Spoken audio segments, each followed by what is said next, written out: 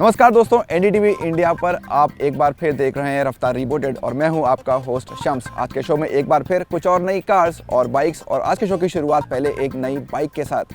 Yamaha R15 पिछले कई सालों से 150 सीसी सेगमेंट में काफ़ी पॉपुलर बाइक रही है और अब कंपनी ने इसकी चौथी जनरेशन या वर्जन 4 को बाजार में पेश किया है। इसमें कई तरह के तकनीकी बदलाव हुए हैं, इन सब के बारे में आपको बता रहे हैं प्रीतम।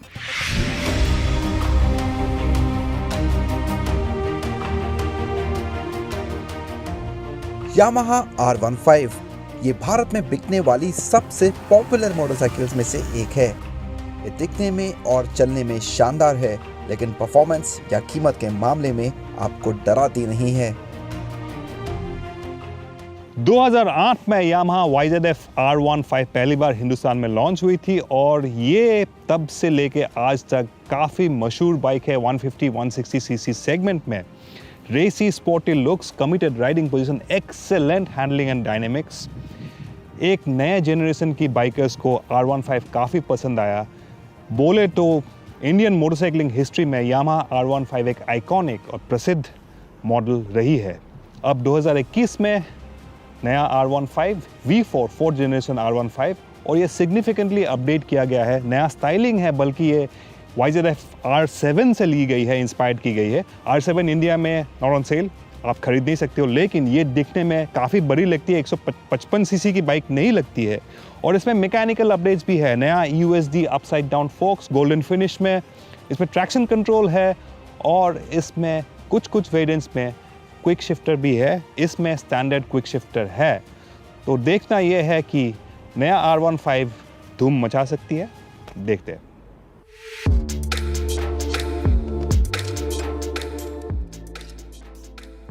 इस पर बैठते ही आप समझ जाते हैं कि R15 एक बढ़िया सवारी का एहसास देती है। बाइक का 155 सीसी का single cylinder liquid cooled engine फौरन पसंद आता है। R15 इतनी लोकप्रिय क्यों है, ये जानने के लिए आपको इसकी सवारी करनी होगी। इंजन से लेकर एक्सेलरेशन हर चीज़ का तजुर्बा करना होगा। बाइक पर वेरिएबल वॉल्व एक्टिवेशन बड़े पावर बैंड की पेशकश करता है, चाहे इंजन ज़्यादा बड़ा ना हो। 6 स्पीड का गियरबॉक्स शानदार है और slip and assist clutch gear बदलना आसान बना देता है। R15 का सस्पेंशन थोड़ा सख्त है, जो इसके स्पोर्टी एहसास से मेल खाता है, लेकिन आप गड्ढों पर से बिना ज़्यादा झटके महसूस किए निकल जाते हैं।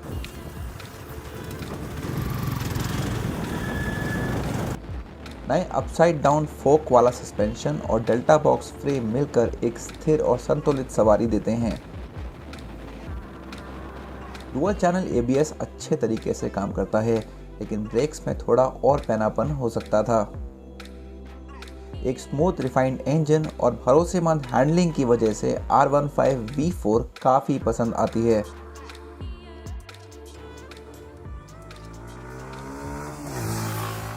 एक शब्द में बोले तो R15 V4 150-160 CC motorcycle segment में one of the best motorcycles है परफॉर्मेंस और हैंडलिंग के मामले में।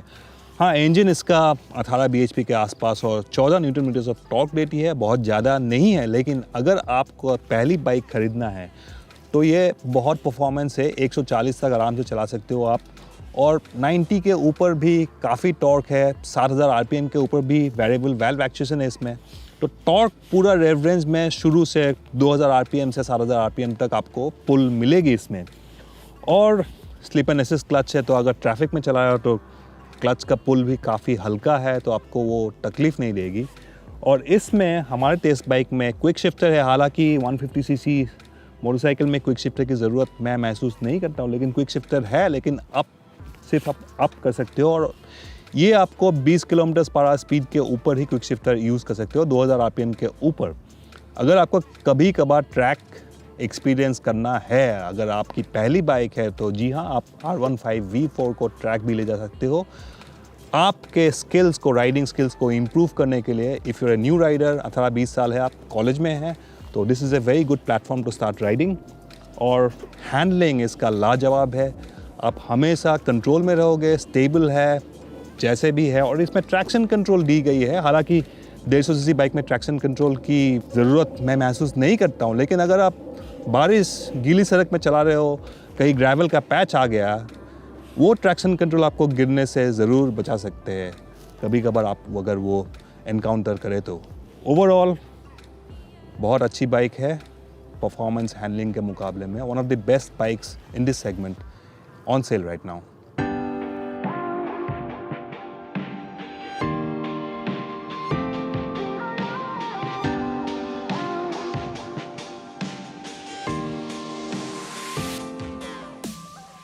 R15 V4 दिखने में पहले से बेहतर है और हर तरह से एक मिड साइज स्पोर्ट्स बाइक लगती है।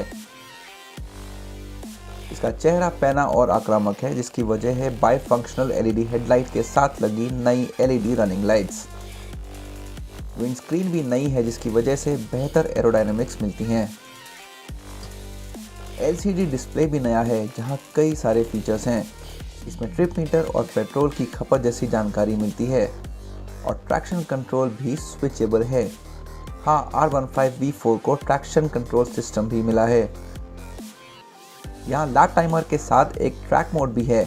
यामाहा आपको ब्लूटूथ कनेक्टिविटी भी दे रही है, लेकिन नेविगेशन नहीं।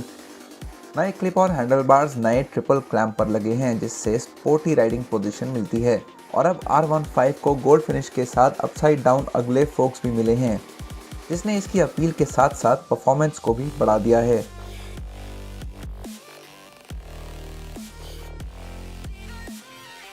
पीछे पैनल्स पर फ्लोटिंग डिज़ाइन है और पिछला सब फ्रेम भी बदल गया है। हाँ, डेल्टा बॉक्स फ्रेम पहले जैसा ही है।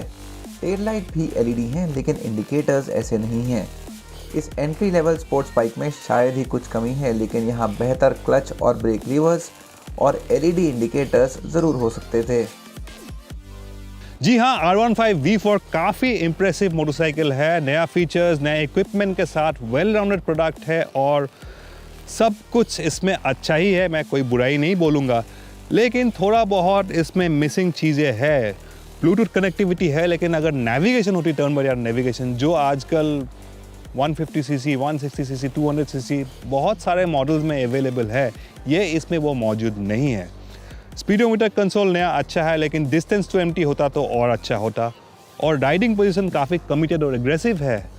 लेकिन अगर आपको लॉन्ग राइड पे कभी कभार जाने का मन करे, तो अगर दिन भर चलाने हो आपको तो थोड़ा सा थकान ज़रूर महसूस होगी, तो ये लॉन्ग राइड के लिए बनी नहीं है, तो अनकंफर्टेबल है। ये मैं नहीं बोलूँगा कि आप नहीं कर पाओगे, लेकिन जी हाँ, थोड़ा सा अनकंफर्टेबल ज़रूर है। लेकिन प्रॉब्लम यह है कि ये अभी भी R15 एक 155cc इंजन है। हाँ, परफॉर्मेंस में कोई शिकायत नहीं है, आप 100 के ऊपर आराम से क्रूज़ कर सकते हो खुले सड़क पे। लेकिन बाकी बाइक्स में 200cc, 220cc, 250cc, मेरे हिसाब से अगर यामाहा एक R25 इंट्रोड्यूस करे विच है 250cc इंजन, तो वो और इससे भी बेहतर होगी। लेकिन अभी इस हाल में R15 V4 काफ़ी इंप्रेसिव मोटरसाइकिल है।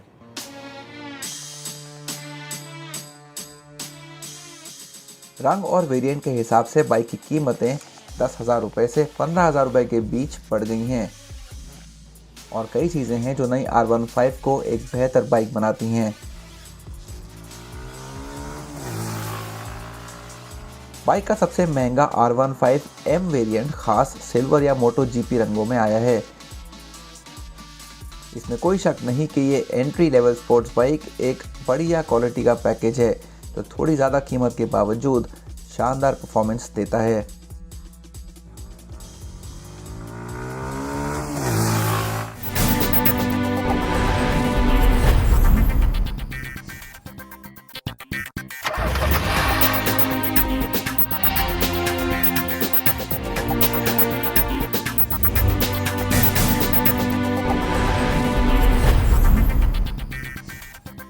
ब्रेक के बाद आप सभी का एक बार फिर स्वागत है रफ्तार रीबूटेड पे।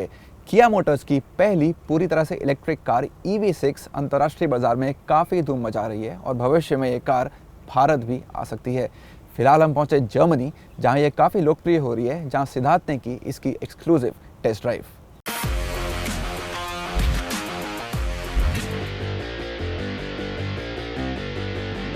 ये है किया की पहली पूरी तरह से इलेक्ट्रिक कार और कंपनी की माने तो फिर अब इलेक्ट्रिक कारों का सिलसिला शुरू हो चुका है। एक इलेक्ट्रिक फ्लैगशिप होने के नाते किया EV6 का शानदार होना ज़रूरी था, और ऐसा है भी। आज मैं जर्मनी में इसे चला रहा हूँ, जहाँ ये कई ग्राहकों की पसंद बनती जा रही है। गाड़ी के नाम के साथ ये बात जाहिर हो जाती है कि किया आने वाले दिनों में काफ़ी सारी EVs या इलेक्ट्रिक व्हीकल्स की प्लानिंग कर रही है, तो ये एक अच्छी बात है। और ये भी बात जाहिर है कि हर एक मॉडल के साथ EV नाम जुड़ा रहेगा। Hyundai मोटर ग्रुप के नए इलेक्ट्रिक ग्लोबल मॉड्यूलर प्लेटफॉर्म या EGMP पर बनी EV6 अपने परिवार की Hyundai Ioniq 5 से काफ़ी मिलती जुलती है, लेकिन दिखती काफ़ी अलग है। डिज़ाइन टीम ने इसे एक क्रॉसओवर लुक देने का फैसला किया, और इसलिए इसे एक SUV भी कहा जा रहा है। मेरे लिए ये एक बड़ी हैचबैक या फिर ज़्यादा से ज़्यादा एक क्रॉसओवर ही है, लेकिन इसमें आप देखेंगे एक आधुनिक चेहरा, बढ़िया डिज़ाइन, लुभावना पिछला हिस्सा भी। कार के फ्लेयर्ड आउट फेंडर्स 70 के दशक के लांचिया स्ट्राटोस से प्रेरित हैं। इसमें डिप्लॉयबल डोर हैंडल लगे हैं जो बॉडी से समा जाते हैं। ये किया की पहली कार है जो नई ऑपोजिट्स यूनाइटेड डिज़ाइन भाषा को दिखाती है। ये आपको टेल लाइट में और कार की स्टाइलिंग में साफ दिखता है।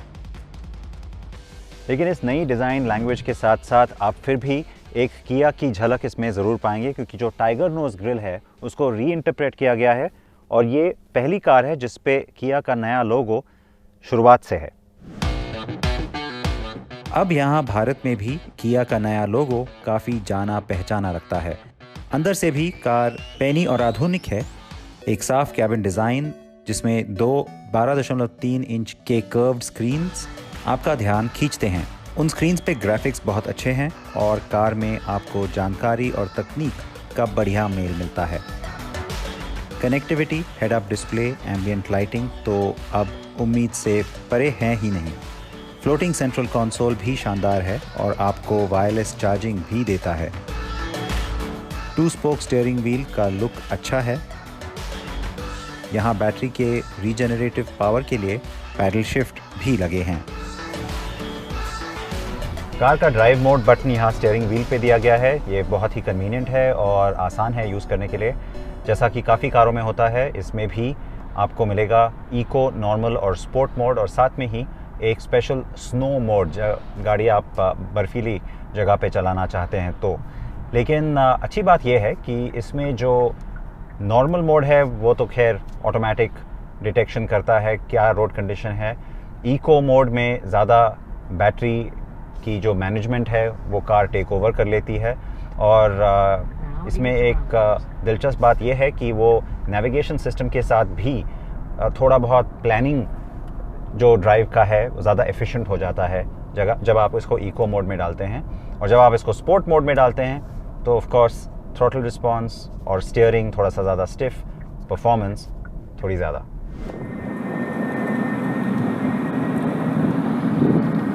स्पोर्ट मोड वाकई मज़ेदार है। मैंने ज़्यादातर इसी में कार चलाई। मुझे 2 बार कार चलाने का मौका मिला तो फिर और मोड्स भी परख पाया। जर्मनी में बिकने वाली EV6 में 394 से 528 किलोमीटर तक की रेंज का दावा किया जा रहा है। 584 bhp वाली सबसे महंगी EV6 GT जल्द ही आ रही है। इसकी ड्राइव रेंज सबसे कम है लेकिन परफॉर्मेंस सबसे बढ़िया। आज मेरे पास कार का GT लाइन वेरिएंट है। इसमें 77.4 किलोवाट आवर बैटरी लगी है जो 320 bhp बनाती है और टॉर्क है 605 Nm। इसमें 2 मोटर के सेटअप का मतलब है कि ऑल व्हील ड्राइव यहाँ स्टैंडर्ड है। जर्मनी में सबसे सस्ती EV6 में 58 किलोवाट आवर बैटरी उतनी ही ताकत देती है लेकिन कम रेंज के साथ। दोनों में टॉप स्पीड है 185 किलोमीटर प्रति घंटा, और हाँ, GT में ये आंकड़ा 260 किलोमीटर प्रति घंटा का हो जाता है। कुछ बाज़ारों में 225 bhp रियर व्हील ड्राइव वाला सिंगल मोटर वेरिएंट मिलता है, लेकिन यहाँ जर्मनी में नहीं। EV6 की हैंडलिंग बढ़िया है और स्टीयरिंग का भार सटीक है। कार चलाने में हमेशा मज़ा आता है और ये आपको हर वक्त चुस्त रखती है। जैसे मैंने कहा, स्पोर्ट मोड की बात तो कुछ और ही है।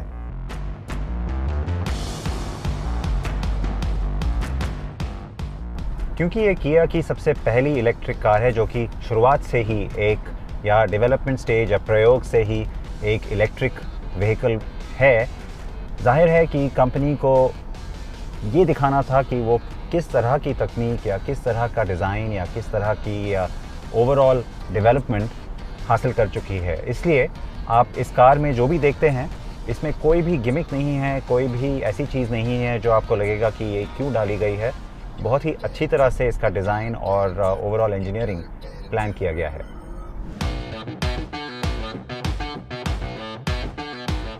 आप सोच रहे होंगे कि इसमें हमारा क्या फ़ायदा, क्या EV6 भारत आएगी?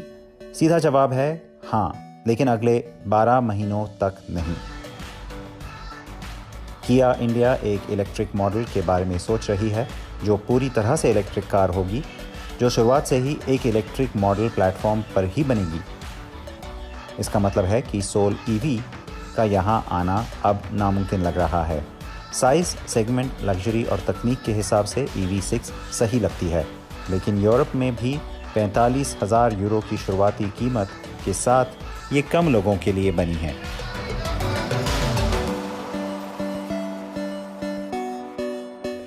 तो आज रफ्तार रिबूटेड में बस इतना ही।